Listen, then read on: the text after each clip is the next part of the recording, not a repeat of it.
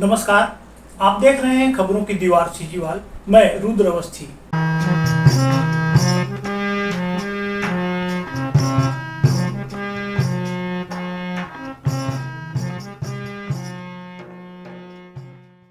छत्तीसगढ़ में बिलासपुर शहर के एक बड़े सरकारी अस्पताल सिम्स में जब भी कोई मरीज दम तोड़ता वहां एक फोन घनघनाता था।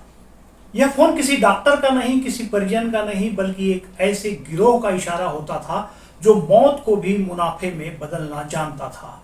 यही कहानी है बिलासपुर के उस फर्जी सर्पदंश मुआवजा घोटाले की, जिसने पूरे प्रशासनिक तंत्र को हिलाकर रख दिया है।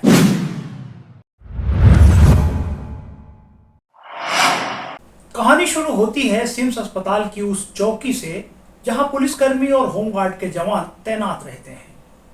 जैसे ही अस्पताल में किसी मरीज की मौत होती, इनमें से कुछ लोग यह खबर तुरंत एक शख्स तक पहुंचा देते, अधिवक्ता हीरा खांडेकर तक, जिसे पुलिस अब एडवोकेट डायमंड गैंग का सरगना बता रही है।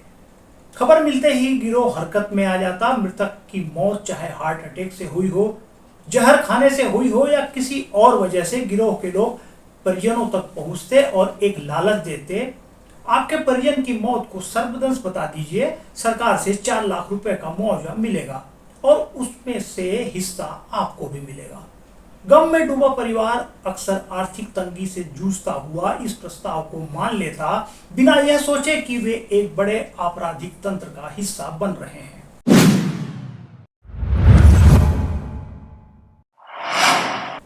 यहां से शुरू होता है दस्तावेजी फर्जीवाड़े का खेल। सबसे पहले जरूरत होती एक पोस्टमार्टम रिपोर्ट की, जिसमें मौत की वजह सर्पदंश दिखाई जाए। जांच में सामने आया कि इसके लिए सिम्स के कुछ डॉक्टरों ने या तो जानबूझकर फर्जी रिपोर्ट बनाई या फिर उनके नाम और हस्ताक्षर का दुरुपयोग किया गया। कुछ मामलों में तो शव पर सर्पदंश के निशान दिखाने के लिए छेड़छाड़ तक की गई। पोस्टमार्टम तैयार होते ही अगला पड़ाव था थाना, जहां मर्ग पंचनामा की कार्रवाई पूरी कराई जाती। इसके बाद बारी आती पटवारी रिपोर्ट की, जिसे भी फर्जी तरीके से तैयार कर लिया जाता। यानी मौत की एक झूठी कहानी कदम दर कदम पूरे सरकारी सिस्टम से होकर सच का जामा पहन लेती। अब बारी थी तहसील दफ्तर की, जहां से आखिरकार मुआवजे को मंजूरी मिलनी थी। यहां गिरोह का एक अहम किरदार सामने आता है, गोविंद विश्वकर्मा, जो तहसीलदार का दैनिक वेतनभोगी ड्राइवर था। पुलिस का कहना है कि गोविंद ही इस पूरे रैकेट का असली सरगना निकला। वह 1 से 1.5 लाख रुपए लेकर मामले को तहसील स्तर पर आगे बढ़वाने और स्वीकृति दिलाने का काम करता। जांच में यह भी पता चला कि तहसीलदार और एसडीएम दफ्तर में तैनात रीडरों की आईडी का इस्तेमाल कर फाइलें आगे खिसकाई जाती थी। गोविंद इन रीडरों से लगातार संपर्क में रहकर पूरी प्रक्रिया को मैनेज करता था। मंजूरी मिलते ही मुआवजे की रकम सीधे मृतक के परिजनों के बैंक खाते में पहुंच जाती और वहां से गिरोह अपना हिस्सा वसूल लेता। परिवार को थोड़ी रकम थमाकर बाकी निकलवा ली जाती।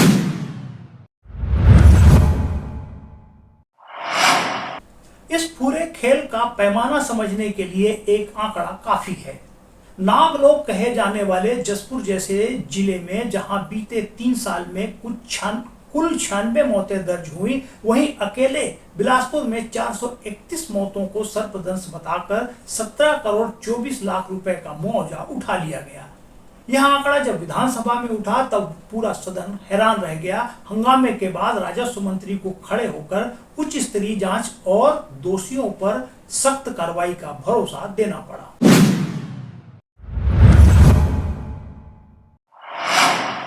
लेकिन इस घोटाले की पहली परत दरअसल विधानसभा में हंगामे से पहले ही उधड़ चुकी थी। साल 2025 में बिल्हा थाना क्षेत्र से एक मामला सामने आया था, जहां जहर खाने से हुई मौत को सर्पदंश बताकर फर्जी पोस्टमार्टम तैयार की गई थी। उस केस में डॉक्टर प्रियंका सोनी, मृतक के परिजन और एक अधिवक्ता को गिरफ्तार कर जेल भेजा गया था। उस वक्त यह एक अकेली घटना लग रही थी, लेकिन जैसे जैसे पुलिस ने धागा खींचना शुरू किया, पूरा जाल सामने आने लगा।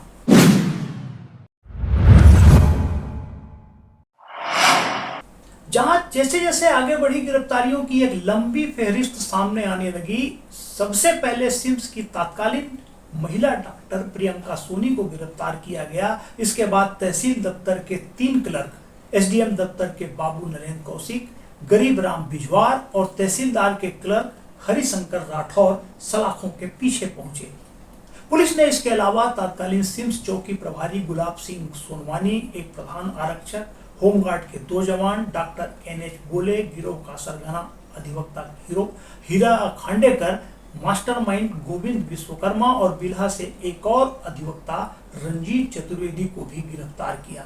कुल मिलाकर 14 से ज्यादा ठिकानों पर दबिश दी गई और अब तक 17 लोग गिरफ्तार हो चुके हैं। मामले में अब तक 14 अलग अलग FIR दर्ज की जा चुकी है।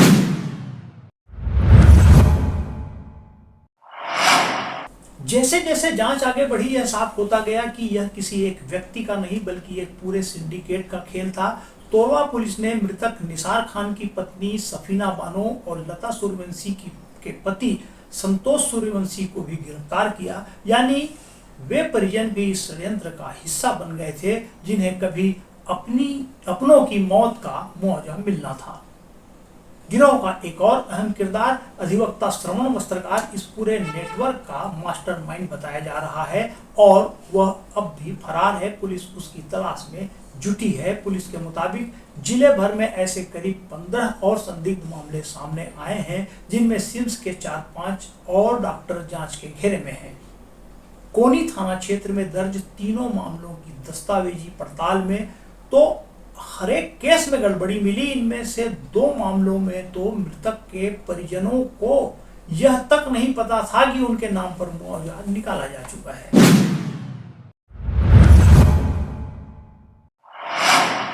लेकिन जैसे ही तहसील दफ्तर के कर्मचारियों की गिरफ्तारी शुरू हुई, विरोध के स्वर भी उठने लगे। लिपिक वर्गीय कर्मचारी संघ ने पुलिस की कार्यशैली पर सवाल खड़े किए। संघ के प्रदेश अध्यक्ष रोहित तिवारी का कहना था कि किसी भी सरकारी कर्मचारी को गिरफ्तार करने से पहले शासन को सूचित किया जाना चाहिए, लेकिन इस मामले में इस प्रक्रिया की अनदेखी हुई। संगठन ने यह भी आरोप लगाया कि करोड़ों के इस घोटाले में असली फैसले लेने का अधिकार तो बड़े राजस्व अधिकारियों के पास होता है, जबकि निशाना बनाया जा रहा है सिर्फ छोटे कर्मचारियों को। कलेक्ट्रेट पहुंचे कर्मचारी संगठन के पदाधिकारियों ने कलेक्टर और पुलिस अधीक्षक को ज्ञापन सौंपकर निष्पक्ष जांच और बड़े अफसरों को भी जांच के दायरे में लाने की मांग की। मैं आपको बताना चाहूँगा कि राजस्व विभाग की ये सर्पदंश वाली जो प्रक्रिया है, इसमें सबसे पहले पुलिस में मामला पंजीबद्ध होता है, पंचनामा होता है।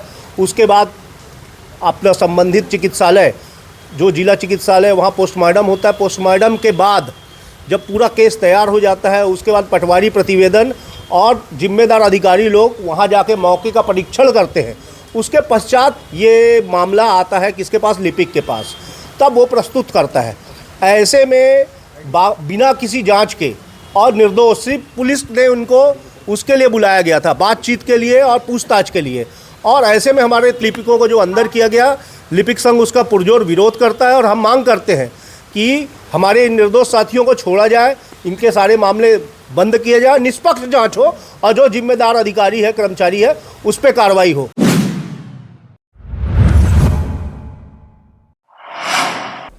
इन विरोधों के बावजूद जांच की रफ्तार धीमी नहीं पड़ी। बिलासपुर के एसएसपी रजनेश सिंह ने साफ कहा कि इस पूरे मामले को वे खुद गंभीरता से मॉनिटर कर रहे हैं और जो भी इस सिंडिकेट का हिस्सा पाया जाएगा, चाहे वह डॉक्टर हो, वकील हो, पुलिसकर्मी हो या राजस्व अधिकारी, किसी को बख्शा नहीं जाएगा।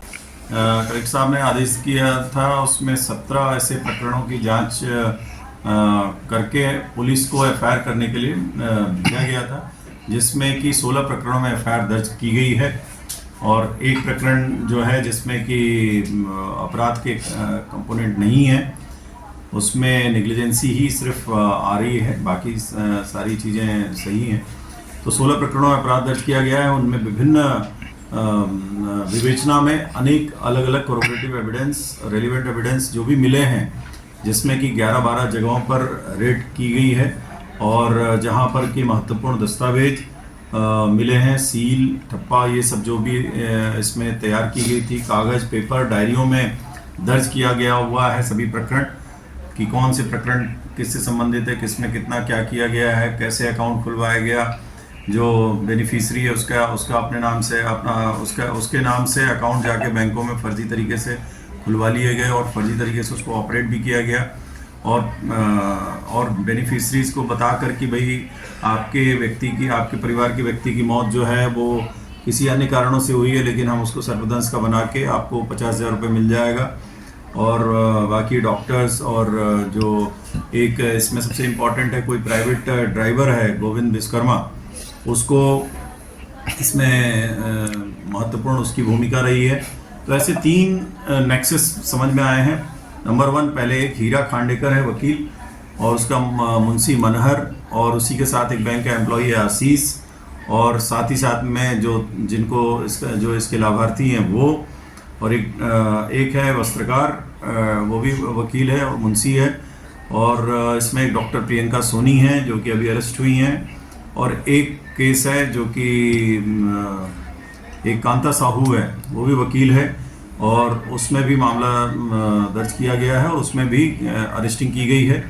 और एक डॉक्टर सिम्स का और है जिसके कि वो सामने आया है कि फर्जी तरीके से उसने पीएम रिपोर्ट तैयार की है, तो उनको भी हमने नोटिस दिया था, लेकिन वो अभी नोटिस मिलने के बावजूद भी वो उपस्थित नहीं हुए हैं, और संभवतः वो सिम्स में भी नहीं है और घर पे भी नहीं है। तो इस तरीके से वो अपने पुलिस से बचना चाह रहे हैं, पुलिस के सामने नहीं आ रहे हैं, तो उनकी भी गिरफ्तारी की जाएगी। इसमें जो गोविंद विश्वकर्मा है आरोपी, वो और ये जो नेक्सस में जितने लोग हैं, ये सभी मिलकर आपस में ये तय करते थे कि रकम को किस तरीके से हड़पना है, किस तरीके से बांटना है, और फिर फाइल तैयार करा के उसमें सैंक्शन कराया जाता था।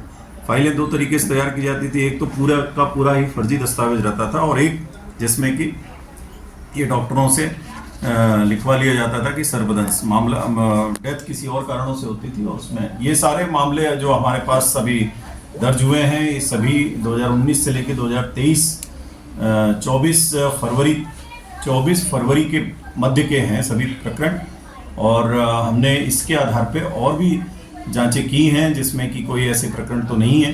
तो अभी फिलहाल ऐसे कोई प्रकरण नहीं मिले हैं, लेकिन जांच हमारी जारी है।